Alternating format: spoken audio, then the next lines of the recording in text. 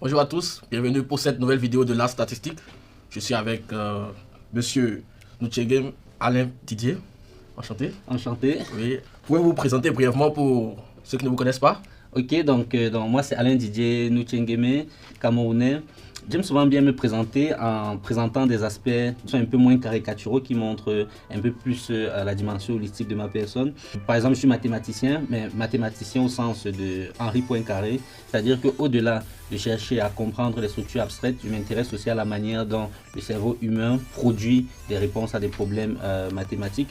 Donc sur l'aspect qui va être un petit peu plus mes positions philosophiques, dont je m'estime empiriste au sens de Nassim Taleb, c'est-à-dire que j'essaie de regarder les probabilités dans le monde à travers les probabilités, et puis aussi un petit peu panafricain au sens de Cheikh Anta Diop.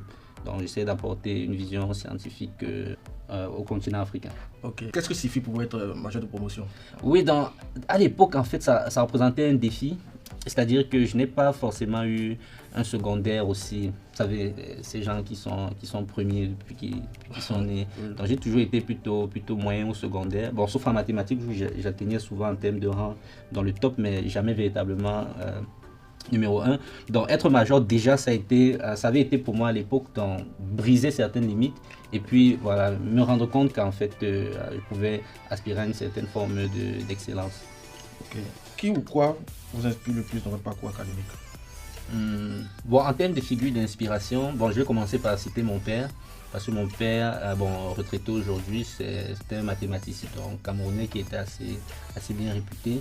Même si finalement, je ne discutais pas forcément beaucoup avec lui d'éléments techniques, dont sa simple présence et son simple charisme en fait a su m'inspirer. Et paradoxalement, bon, il y a des personnes qui pensent qu'ils voulaient que je sois mathématicien, etc. alors que ce n'est pas la réalité.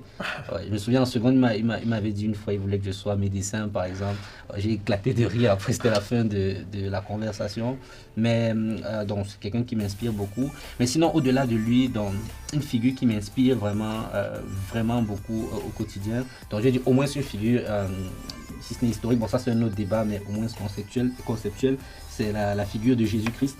Donc Jésus-Christ vraiment en fait, quand rien qu'étudier sa vie, étudier les différentes leçons de partage, des choses comme ça, je pense qu'il y a quasiment tout qu'on peut apprendre là-dedans.